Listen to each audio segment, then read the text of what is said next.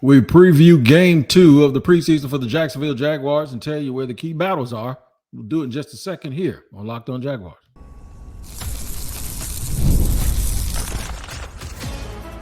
You are Locked On Jaguars, your daily Jacksonville Jaguars podcast. Part of the Locked On Podcast Network, your team every day. That is correct. It is your team every day. We always thank you for making us your first listen here on Locked On Jaguars. Make sure you tap in either on YouTube or wherever you get your audio podcast to make sure you do not miss an episode of the show. Today's show is brought to you by Game Time. Create an account and use the code LOCKEDONNFL for $20 off your first purchase. Also, thank you to the everydayers for tuning in every single day here on Locked On Jaguars. All right, so preseason game number 2 against the Tampa Bay Bucs after a couple of days of having workouts in training camp. By the way, training camp officially broke, right? So training camp is now done after week 2. One more preseason game left.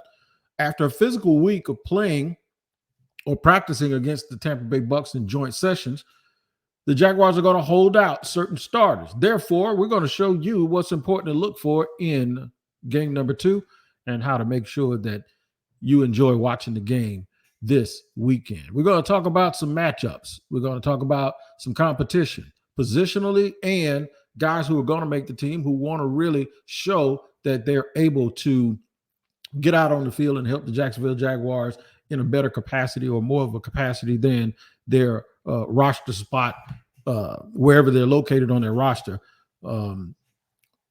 If you're too deep, you want to make sure that you're pushing the coach to get into the 1 deep. So we're going to talk about those battles in the numbers game for the roster. The time is now for who? We're going to name some players.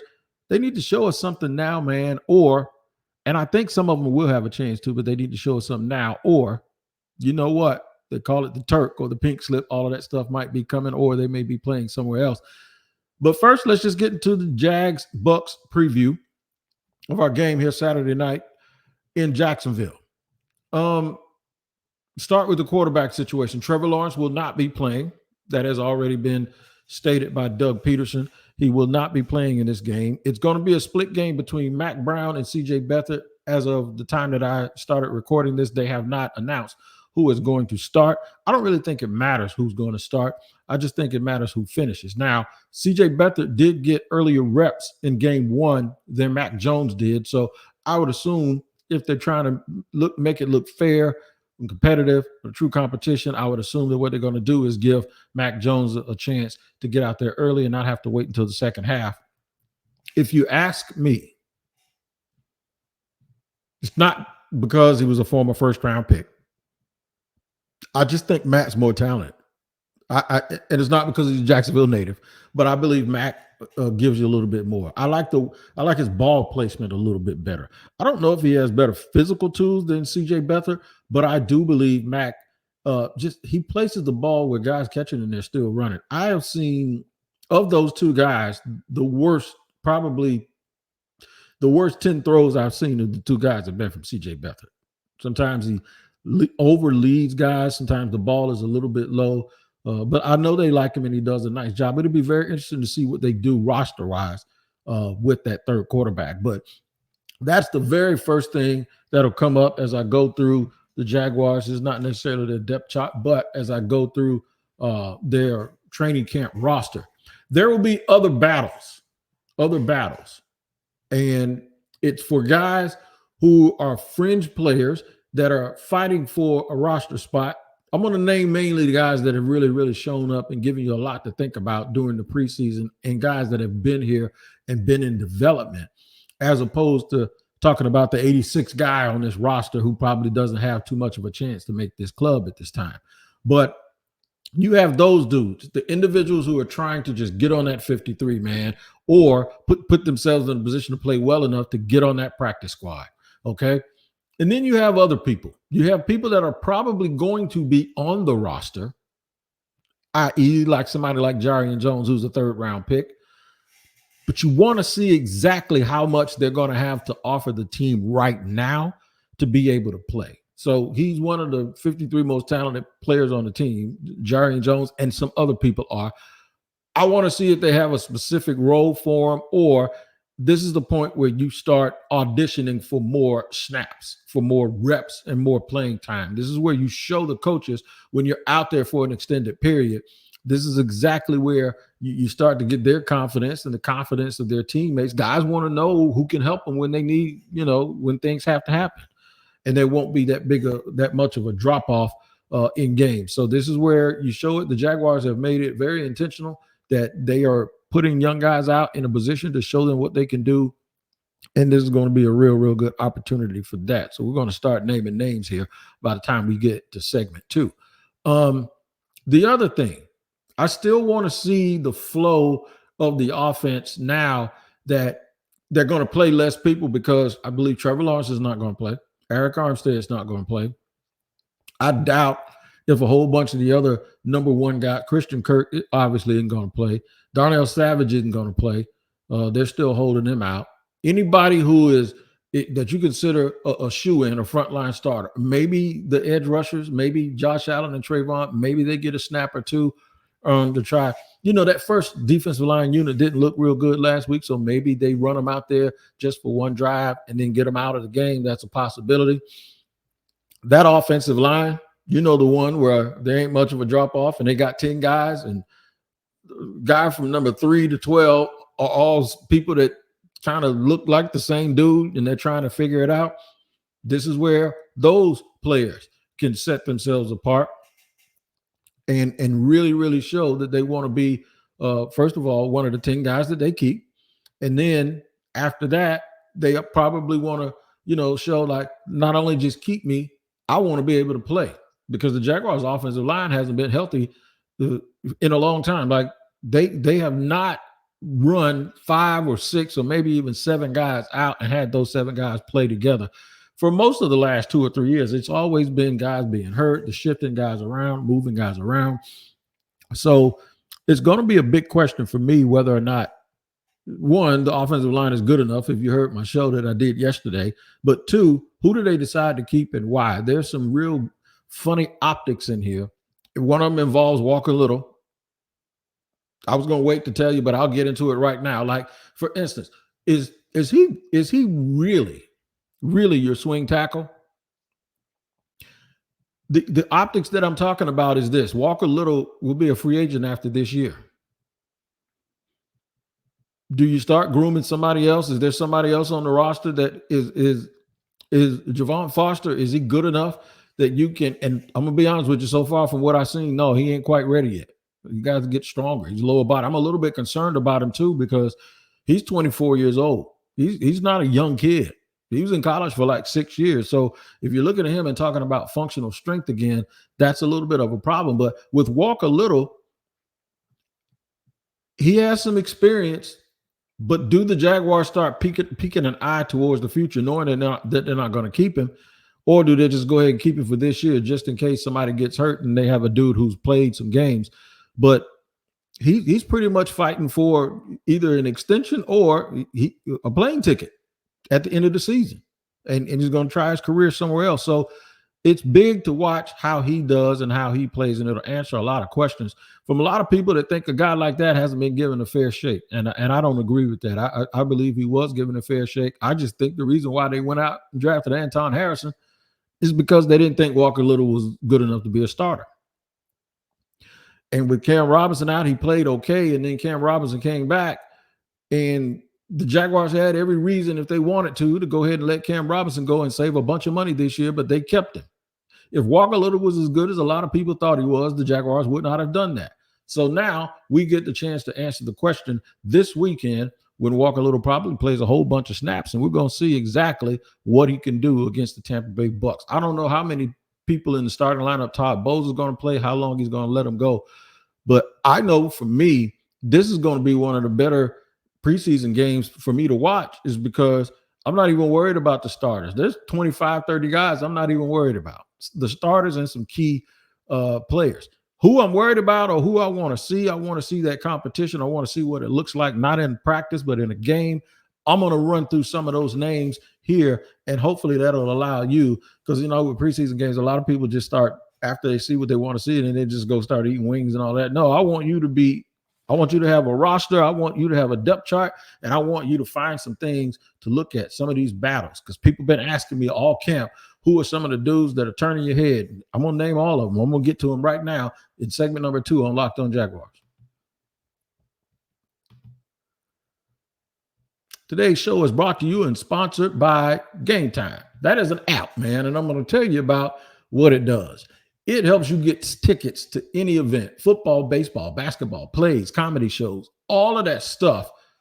You can get tickets at Game Time. What you got to do is download the Game Time app. Now, here's the kicker. Where other people tell you that waiting maybe until payday or whenever you can afford tickets, whatever reason you had to wait, people tell you that your procrastination is not their responsibility, right? No.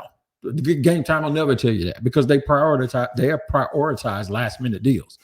Save up to 60% off buying last minute for sports, concerts, comedy, theater, whatever. Also take advantage of flash deals, zone deals, all-in pricing, seat views, the whole works. Take all of the guesswork out of buying tickets to Major League Baseball games and everything else with Game Time. Download the Game Time app, create an account, and use the code LOCKEDONNFL for $20 off your first purchase. Terms apply. Again, create an account and this redeem code that I'm going to spell for you, LOCKEDONNFL for $20 off. Download Game Time today. Last minute tickets, lowest price, guaranteed.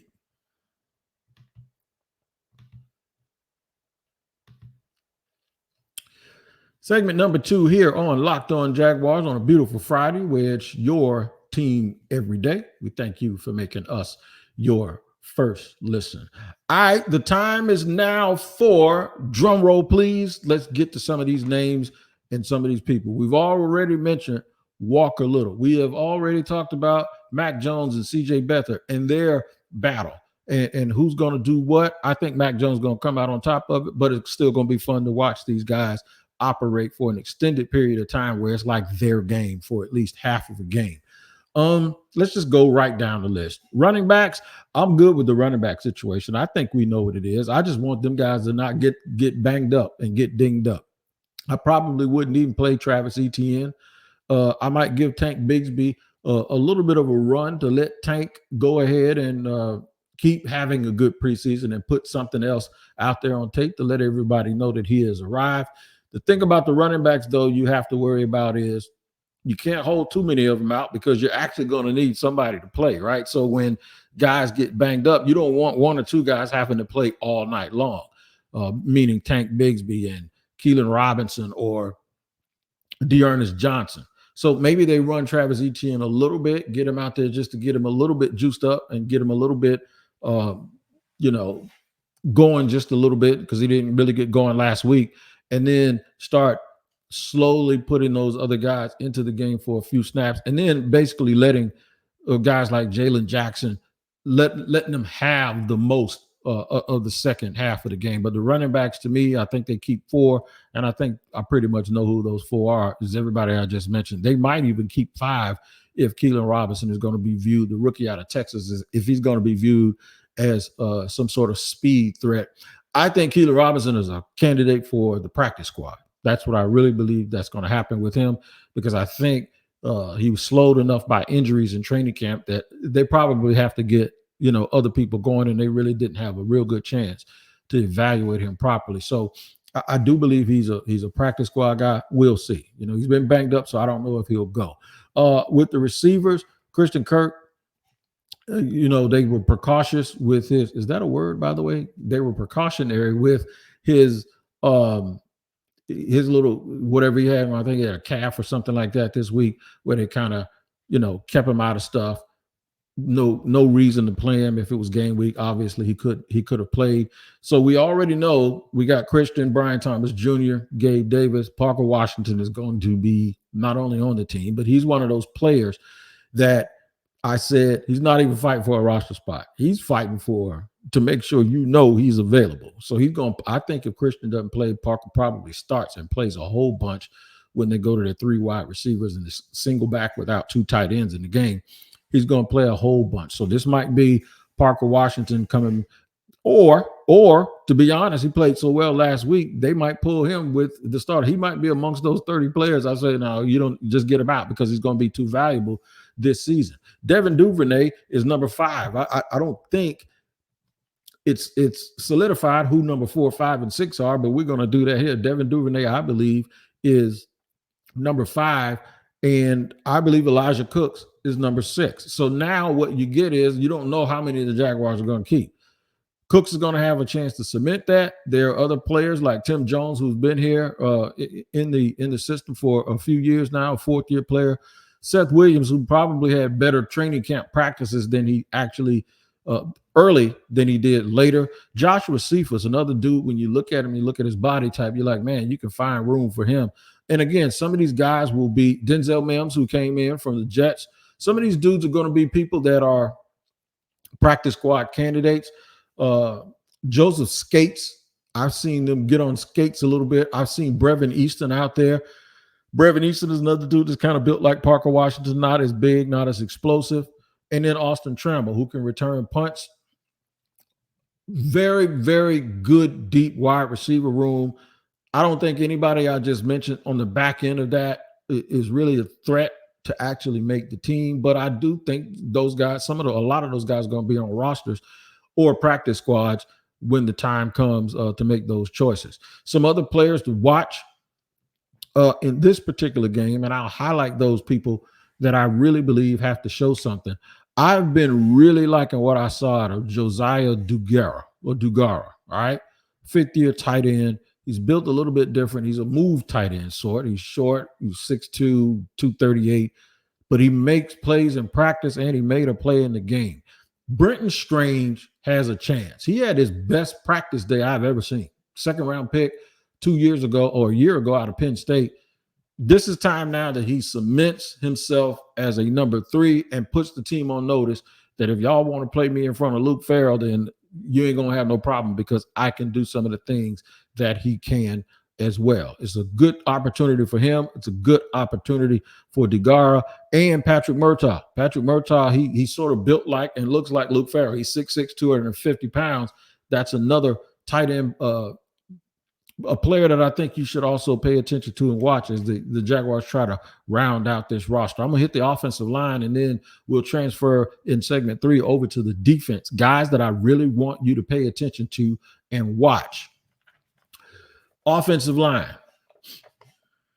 And I know I'm hesitating, and I'm hesitating because y'all know how I feel about this offensive line, man. I don't need to see Anton Harrison. I don't need to see Mitch Morse, Brandon Sheriff, or, of course, Cam Robinson.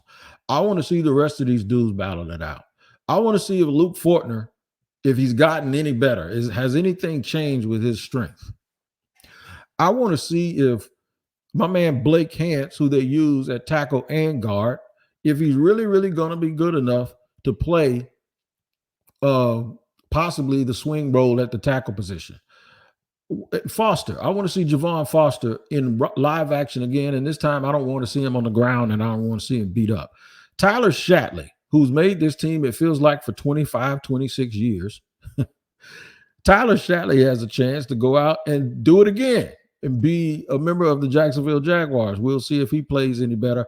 Walker Little, and Cooper Hodges are the two people that I want to watch because Cooper Hodges has been mentioned around here as a guy who could potentially be a starter, especially when they need help in the run game.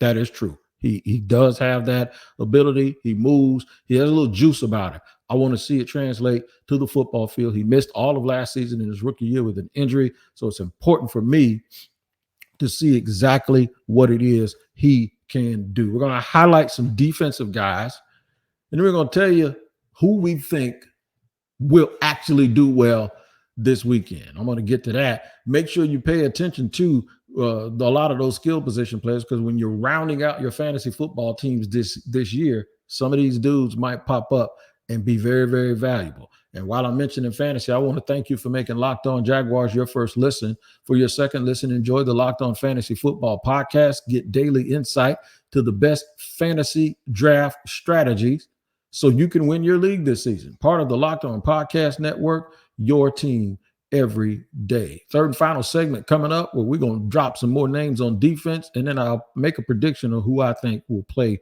really, really well this weekend. We'll get to it in just a second.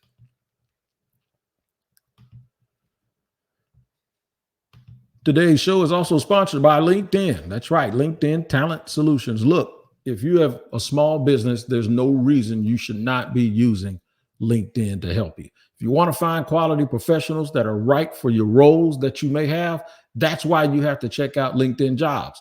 LinkedIn Jobs has the tools to help you find the right professionals for your team faster and for free. Listen, LinkedIn isn't just a job board. LinkedIn helps you hire professionals you can't find anywhere else, even those who aren't actively searching for a new job but might be open to the perfect role. In a given month, over 70% of LinkedIn users don't visit other leading job sites. So if you're not looking on LinkedIn, you're looking in the wrong place. Here's what you do. You post your job for free at linkedin.com, and they can help you just like they helped me when I built up a barbershop and I had to staff it with 10 people.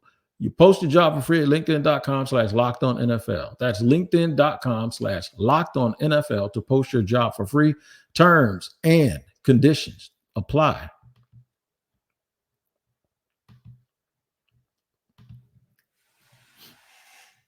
All right, third and final segment here on Locked On Jaguars as we continue to process what's going to happen or what we believe is going to happen and who is important for when the Jaguars play Tampa Bay on Saturday in preseason game number 2. There's only 3 games now in preseason, so one's left. I'm going to be interested to see who they play in game 3. Will they use that as a tune-up? Because remember the old games, the old 4 season schedule, when they played 4, game 3 was always the tune-up. And then game 4, they just let all of the guys who were trying to, get some tape out play. Now it's a little bit different, so it's going to be interesting tomorrow. We already know that most of those guys won't be playing tomorrow. Daniel Thomas has a little bit of a heel issue. He also will not be playing. So they're going to have a chance on defense for some different guys who are at different levels and different job security levels. They're going to let them all play this weekend. Get to the defensive line. I think a very, very interesting battle is going to be, or if an interesting point is going to be to see if Jeremiah Ledbetter can continue to take these real good practices, because somebody mentioned to me that he also practiced well last year and then he played okay. Not good enough, obviously, for them to not go out and fortify the defensive tackle position with Eric Armstead in free agency and then 2 players from LSU in rounds 2 and 4. And that's exactly what they did with Jacksonville. I want to see Big Mason Smith, the 2nd-round pick. I want to see him get out there and look like this dude. One of the players, I think it was Josh Hines Allen, referred to him as he's one of those dudes. So I want to make sure that we take a hard look at him and you start seeing what a future starter at defensive tackle actually looks like for this football team. Has Devon Hamilton really regained his form? Well, you'll have a chance to see it tomorrow. Hopefully he gets out there and he's given a serious chance to play. Miles Cole, as well as Trevis Gibson. Gibson had a real good game in game 1. He was very, very active as a backup edge. I think to the point where people kind of backed off the fact that they didn't think the Jaguars had enough edge depth, especially with the fact that most people know that Eric Armstead will also be available during the season to play the big end just in case they need him to do that. So DJ Coleman is another dude we want to take a good look at because he's obviously fighting to possibly be that 5th edge rusher. There's a lot of other dudes, man, that might be in a little bit of trouble. I mean, Roy Robertson Harris is going to be all right because he's the backup 3 technique. But there's some other guys I really want to see. We know Jordan Jefferson is going to be on this team, and we know that Mason Smith are going to be on the team. How many do they keep? How many linemen do they keep? Do they keep 8? Do they keep 9? Do they keep 10? That's going to be the big question. The one thing I will tell you is the Jaguars are more stout in the middle of this defense this year. Let's move to the linebackers.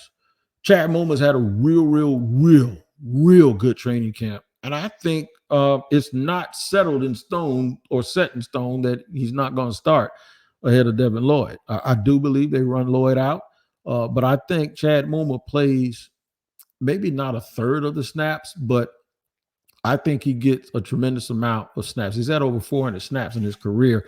he might at least get half of those in one season in this year. It may even do it more than that.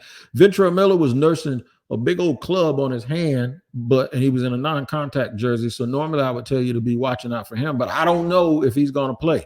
The one guy that I'll mention, if you have seen the thumbnail or anything advertising this podcast, Yasir Abdullah. I think Abdullah is different for one reason, because he has a body type and a certain skill set that nobody else on this team has. All right. He's going to play somewhere in the National Football League this year. I'm telling you, I like him at 6'2", 250 pounds. They don't have another guy like that. So sometimes what coaches tend to do is they'll be like, you know what? We like our room to look a little bit different. And he looks different from everybody else. And he also has that ability to rush the passer because of the way he's always played. He's played a little bit of edge. He's played in some space. He is a true Sam linebacker. Okay. And they have packages where they have a true Sam linebacker who can be really, really stout at the point of attack. I think Yasir Abdullah is the guy that I believe if you tell me one dude you want to see it with an extended chance to play, I think it's Yasir Abdullah. Played very early last week, got a tackle and a sack on 2 consecutive plays. That could be an indication that they really, really, really do like him. Now, finally, let's look back at the defensive back. So I don't want to see Tyson Campbell on the field. You can almost take my man Andre Cisco and sit him out. Darnell Savage probably still won't go because he hasn't been in tackling mode yet. Christian Braswell, can he continue his ascension into the consciousness of this football team and take a really, really good camp where he's been able to stay healthy and cement himself as either the starting nickel, depending on whether or not they're going to play Darnell Savage in the slot or play Darnell Savage at free safety? That's a big, big question. The veteran group there's a certain veteran group of safeties. They just got Tayshaun Gibson back in. They got Adrian Amos, who they signed a few weeks ago. And then they have guys, Trey Flowers is there. Of course, Antonio Johnson, the second-year player out of Texas A&M. But all of those dudes that they have, Terrell Edmonds, there's a group of safeties that have 7, 8, 9, 10 years of experience. I want to see which one of those. Now, last week, Terrell Edmonds played really, really well. I want to see, even though Tayshaun Gibson won't be available until week 7 because of a 6-game suspension, I want to see which one of those guys steps up and becomes the guy to fill that role of being the veteran. Finally, of the young corners, guys that I believe is going to make the team. I know Jarian Jones is going to make it. I think DeAndre Prince is going to make it, but he has to go out and I believe have a really, really good game so he doesn't find himself hoping just to get back on the practice squad. I do believe guys like Eric Hallett, you have to watch out for. Ronald Darby, I wouldn't play him a bit, but I'd play Jarian Jones. I'd play guys like that. And, of course, I'd play Monteric Brown has said, look, Christian Braswell ain't the only dude that's been on his job. Monteric Buster Brown is a dude he's played well in camp, and he has a lot of length. He's in his 3rd year out of Arkansas. They really, really do like him. So the Jaguars have bolstered their defensive backs, have tremendous depth in their defensive backs, so much that they can rest their starters and then play a lot of other guys that are really, really good football players so they can figure out who fits into their roster. Make sure you check the game out, enjoy it, and use some of these things and some of these tips as people to watch out for in the Tampa Bay game. If you do that and pay attention to the competition aspect, I believe you'll watch that game in its entirety come tomorrow and really, really enjoy the matchups as they go back and forth. And also remember, if you play in these fantasy leagues that actually have defenders and tacklers and defensive players, I think it's an awesome thing for you to get an idea of who can be your depth and some of the other things that you can't find out by not watching the preseason game. So you can find some depth pieces. You can find some defensive players in your individual leagues. If you play in a league where they allow guys, they have defensive rosters on your fantasy team. The reason why I mentioned that, because I'm going to thank you for making Locked On Jaguars your first listen. Now go listen to Locked On Fantasy Football Podcast. Get daily insight to the best fantasy draft strategies so you can win your league this season. You can find the link to Locked On Fantasy Football in the descriptions so you don't need to search. Part of the Locked On Podcast Network, your team every day. Happy football weekend again. I will have a postcast within 90 minutes, maybe 60 to 90 minutes, immediately following Saturday's game. Will go live on YouTube, and then I will post it on all platforms. So if you do miss it, you'll be able to obtain that anytime you want, just wherever you get your podcast. All right, that's it for me. You guys hang in there. Hopefully the Jaguars stay healthy this weekend against the Tampa Bay Bucs, and it allows you to fill your own roster out in your mind and even put it on paper and see how right you are in a couple of weeks when the Jaguars start trimming things down. You guys take care of each other. Have a very, very nice and safe weekend, and we'll see you here on Locked On Jaguars.